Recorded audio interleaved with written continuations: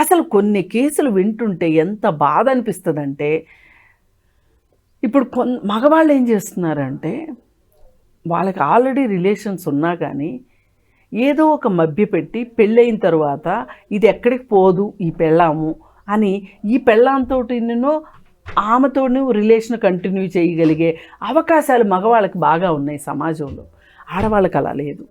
ఆడవాళ్ళు 2 కుటుంబాలను ఏకకాలంలో నడపలేరు, కుటుంబాలుగా నడపలేరు.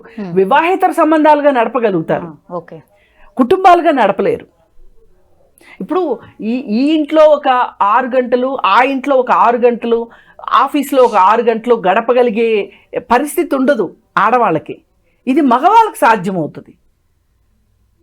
ఈ కారణం కూడా ఒకటి. అంటే నేను అలా కావాలని నేను అనట్లేదు, దయచేసి అర్థం చేసుకోండి, రీజన్స్ చెప్తున్నా. మగవాళ్ళు ఎందుకు అలా బిహేవ్ చేయగలుగుతారు అంటే 2 సంబంధాలని ఎలా ఏకకాలంలో నడపగలుగుతారు. ఆడవాళ్ళు దొంగతనంగా నడిపించగలరు తప్పితే దొరతనంగా నడిపించలేరు.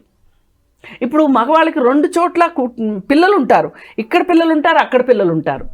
ఒక మహిళకి సాధ్యమా? కాదు.